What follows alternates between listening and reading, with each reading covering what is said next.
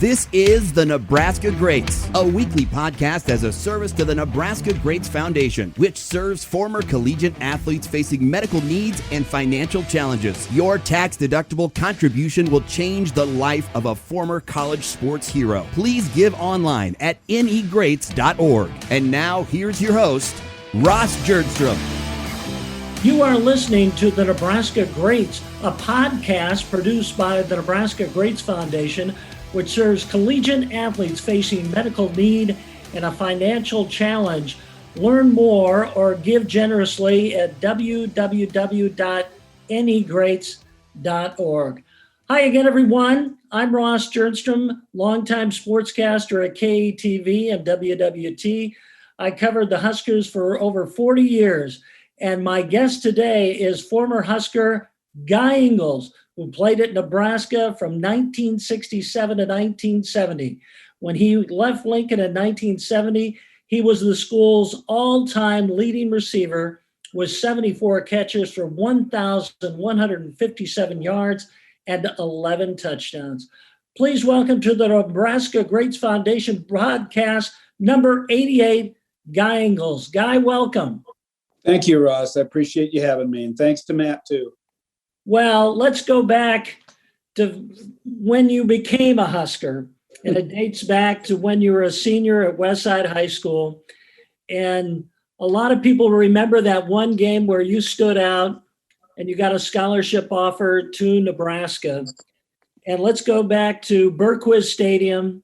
Westside played Omaha Tech and Johnny Rogers, and Westside won that game 44-14.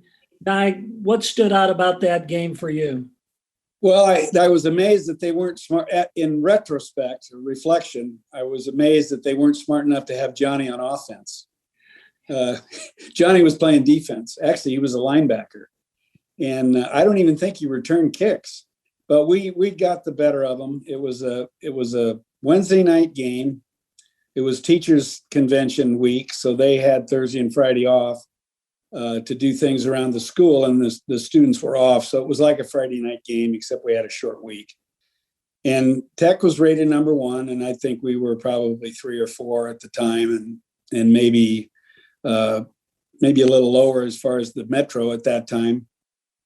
But it was one of those games where it kind of snowballed on them for us, and I managed to score 4 touchdowns, and I think there were 2 Nebraska football coaches in the stands.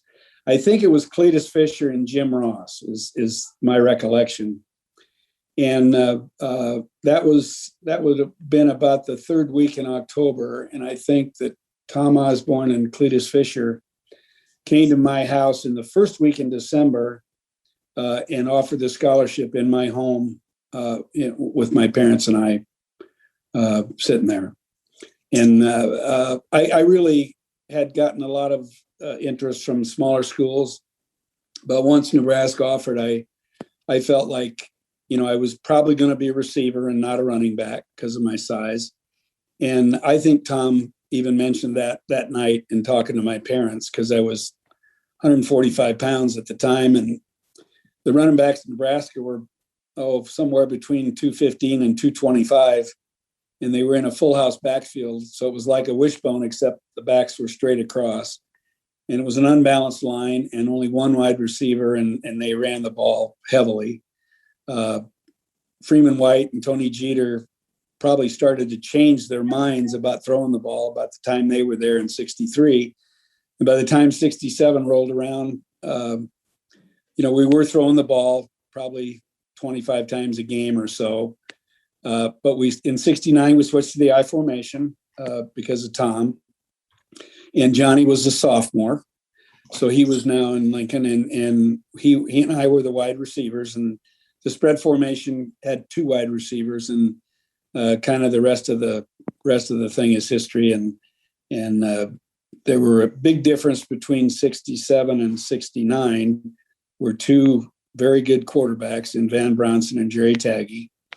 And we had not been able to throw the ball very well in 67 and 68. And then all of a sudden, 69, with a spread formation and the I formation and the I slot, We threw the ball about 25 times a game, and we were completing, I think, about 62 or 63% of our throws, which at that point in time was pretty outstanding. As Guy, in those days, I want to ask you about one particular game in that 1969 season. sure. October 25th, you're playing Oklahoma State, Mm-hmm.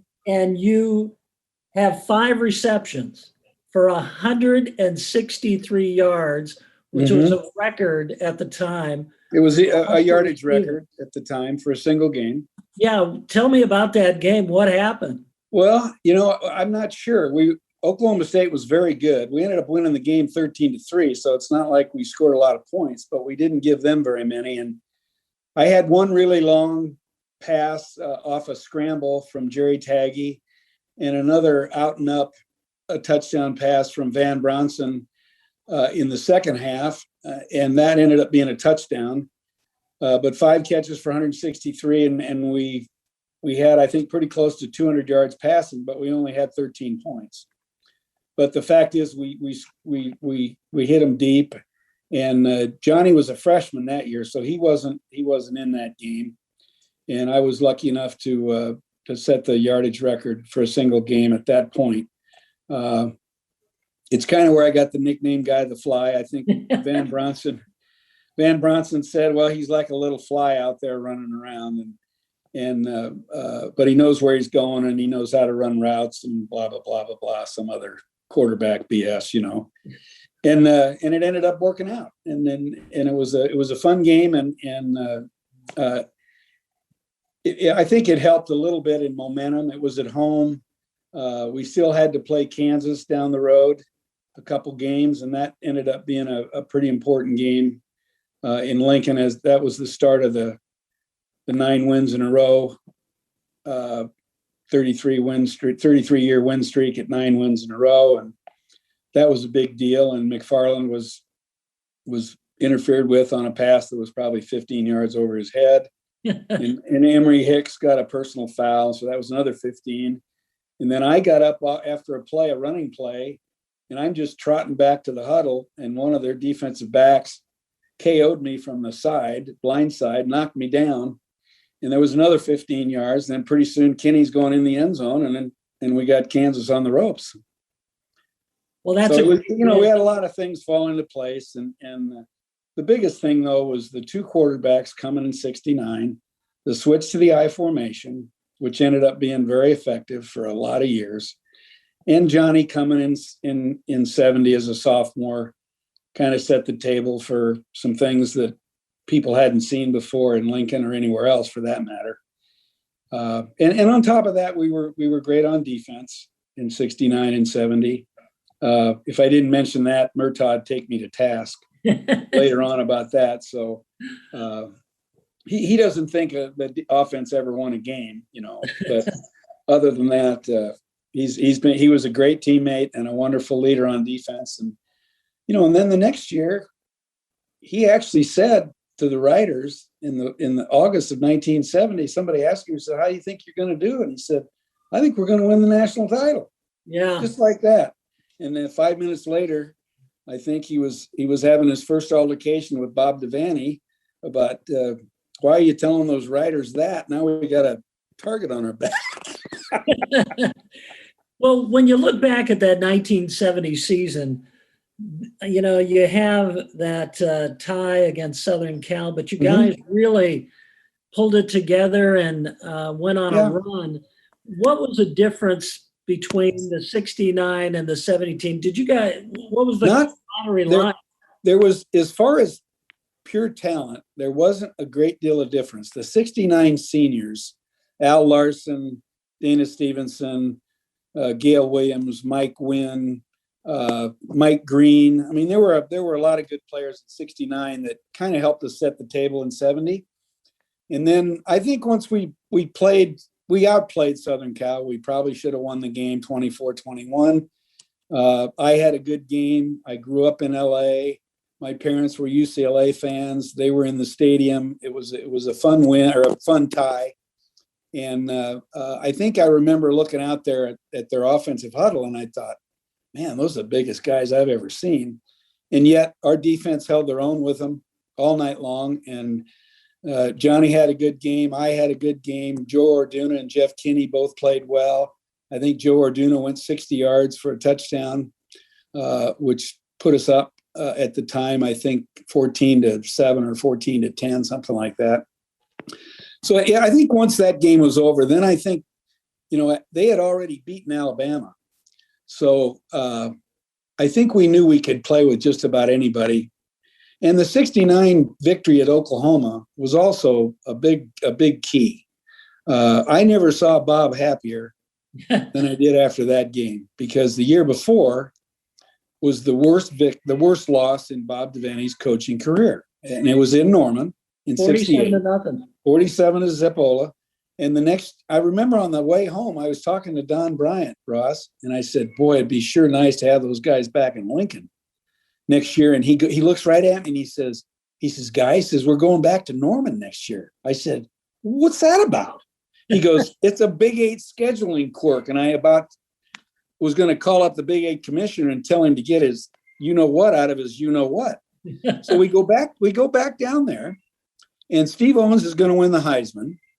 He gained 147 yards against us in the 47-0 loss. He's had 18 games in a row of 100 yards rushing or more. We go to Norman. He gets 58 yards rushing on 19 carries or something. Jerry Murtaugh says to him the same thing that he said to Murtaugh the year before. At one point in time, when the score is about 47-0, he goes, Jerry, he says, how's your day going? After running over him. And the next year in Norman, it's the fourth quarter. It's 44-14. We're going to roll. And Jerry picks him up and says, hey, Steve, he says, how's your day going? That's the truth. And Steve still went on to win the Heisman Trophy, and he was hell on wheels. As a running back, Oklahoma was good. And we beat them, and that was a solid victory. And then we followed that up with a Georgia scrimmage against them, 45-6, and I think we were rolling. And then in the summer, the guys had a great, nobody went anywhere. Everybody stayed in town. I had a summer job in construction. I was working construction on St. Elizabeth's Hospital. Never forget that. I'd get off of work. I just dead as a doornail.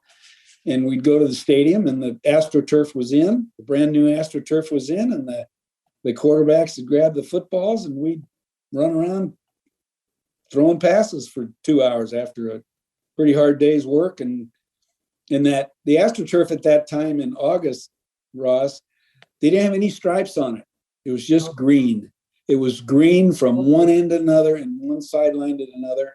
And that stuff was the greatest thing I ever saw. I mean, for a guy my size and with some quickness and speed, he could jump out of the gym. The linemen didn't like it very much, but the running backs and the wide receivers and people like that just thought it was like we died and went to heaven. Let's wrap up that 1970 season and go down to January 1st, New Year's night at the Orange Bowl in Miami. You're facing LSU. Right. They're ranked 5th in the country. You're ranked 3rd. Mm-hmm. A couple teams ahead of you lose on New Year's Day. Yep. You guys have a chance to win the national championship. Kind of set the scene for us.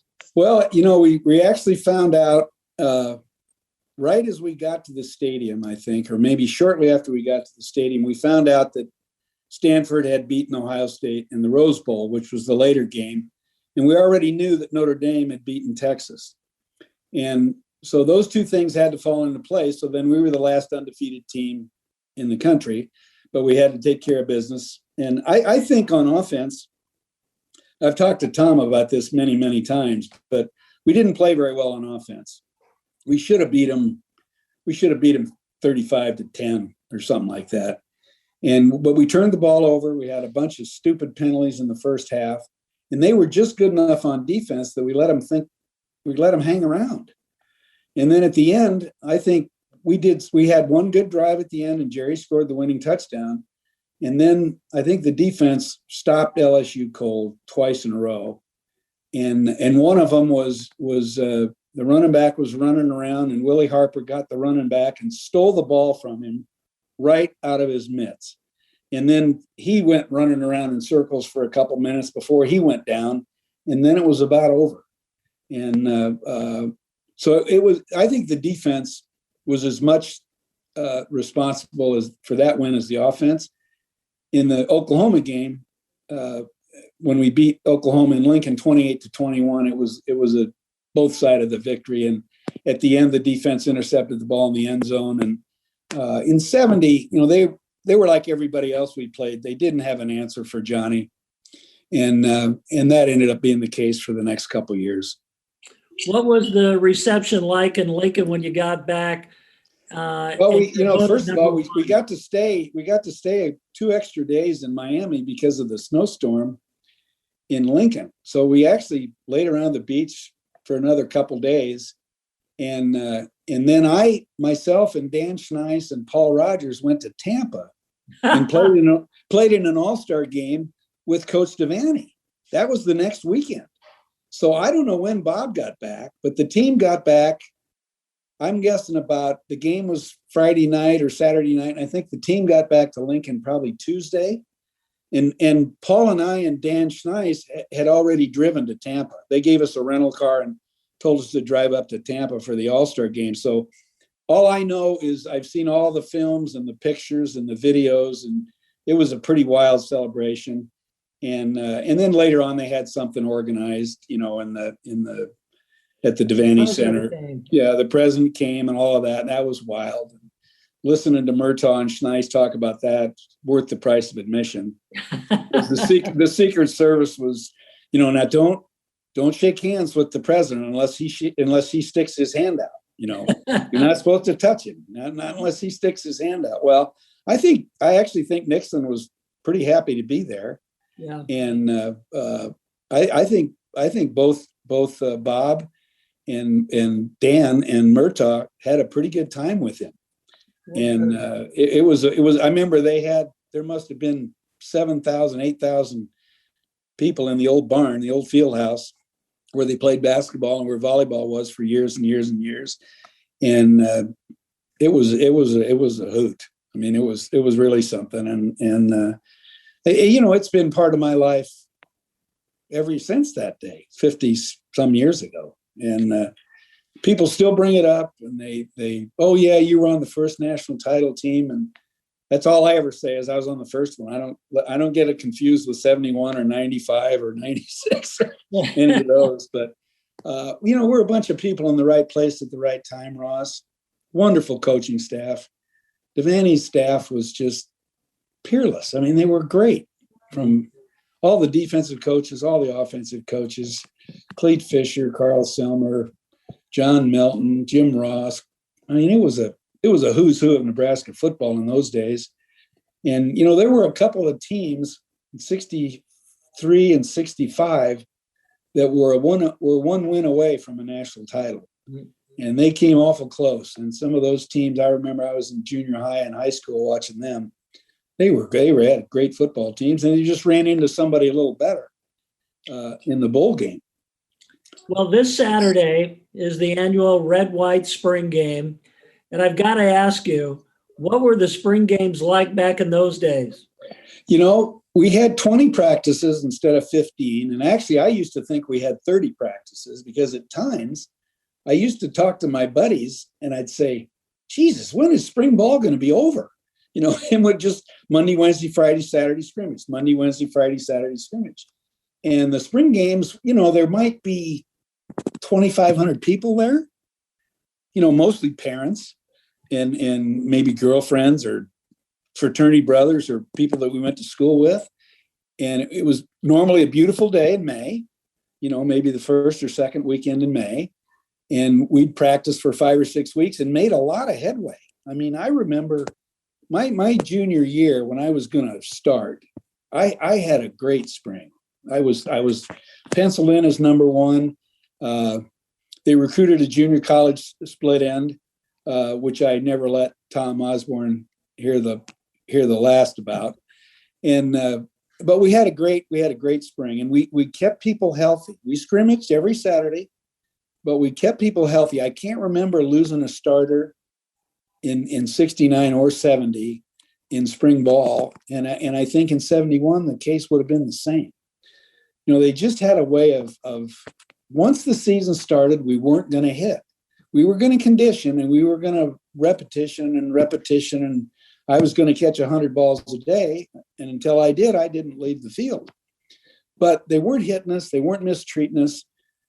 We had great meetings. We had great coaches, great film study, good scouting reports. And that I remember thinking when I was a junior, Ross, and I've said this to a few people, I said, we may get beat, but there's no way we're going to be outcoached. Yeah. And I remember feeling that right down into, there was just no way. We were better coached than anybody we played, including Oklahoma and Kansas and K-State in those days, and Colorado. We were better. And we were better in the off season. There's not that much to do in Lincoln. So it was a football all the time. And the fans were the same way then that they are now. They're just more of them, and they're more vocal.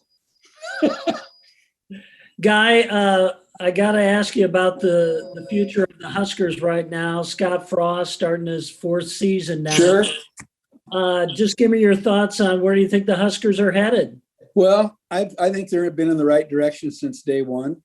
I'm like everybody else. I've been a little frustrated with the performance on the field, especially because a lot of it is special teams and turnovers and penalties and stuff like that. But I also know that we were in pretty dire straits when he got the job. There wasn't any talent down there. There's no all-conference players, no All-Americans, no draft choices. I mean, he didn't have anything. And now we've got a few. I went to practice a week and a half ago. I watched the whole thing. I was there for 2 hours and 15 minutes. They were in pads, and they're a much better looking bunch in practice than they were a year ago, or the year before that, or the year before, which I've been to practice every year. I don't need to go to every practice, but I'll watch the game on TV Saturday. I'm not going down there. But I think he's doing that. I think what people have failed to maybe grasp is how good the Big Ten is. And this is a much different animal than in the 70s or the 80s or the 90s or even the 2000s. This outfit is 10 or 11 really good football teams when 25 years ago or 15 years ago or 30 years ago, there were 2 good teams and the rest of them were patsies. The rest of them weren't any good. Well, we played Wisconsin and Indiana and those people and got Michigan in a bowl game. I mean, we were better than they were. And now every coach in the Big Ten is a good coach. And every facilities, if we're spending 155 in the next couple of years, Northwestern just got done spending 110. Now, 30 years ago, Northwestern didn't have $110, let alone 110 million. And now, he's a good enough coach that they're going to beat Ohio State, Michigan, and Penn State one of these days. We got to beat them in Iowa and Wisconsin before we worry about those other guys. But I think the Big Ten is better than it's ever been, top to bottom. I'd take them over the SEC, top to bottom. You got to remember that in the SEC, you still got Mississippi State and a few of those people that really aren't that good. And if you take Ohio State and Penn State, most of the time they can go toe-to-toe with anybody in the country, including Alabama. Well, they're not going to win very often. As long as Alabama keeps getting 11 guys drafted, they're going to be the best. Guy, thanks for being a part of this. Just one last question. Sure. What does it mean to have played at the University of Nebraska and be among the Nebraska greats that everybody remembers? Nothing's changed in 50 years. I remember one time I signed an autograph. This was when my kids were pretty little, and my littlest daughter at the time, who, just to put it in perspective, is getting married next month at age 35. She said to Mom, is Dad famous? And she said, not to us. But no, it's been part of my life for 50 years. And my friends bring it up to this day. They kid me more than they're happy that I was there at the time. And when I think of all the teammates that I'm going to see this fall at the reunion of the 70-71 championship teams, I just can't even wait to see them. And there's 10 or 15 that are deceased. And I told Tom Osborne last week at practice, I said, I've been thinking about the reunion for a year. And I said, the closer it gets, it seems like I'm thinking more about the guys that aren't going to be there than the guys that are going to be there. But we'll toast them all when we get there. And it'll be special. Well, Guy, thank you so much for joining us today. Ladies and gentlemen, that's number 88, the split end, Guy the Fly, Ingles. Guy, thanks for joining us today. You betcha. Thank Matt. Thank you, Ross. And good luck with all the podcasts. And look forward to seeing you again soon. Okay. Thanks, Guy. This podcast today is produced by the Nebraska Greats Foundation. If you are or know of a former collegiate athlete from any of the 16 four-year college or universities in Nebraska who has a medical need and a financial challenge, please refer them to www.anygreats.org. Again, and tell them if they don't do that, Murtaugh's going to come and find them. Okay?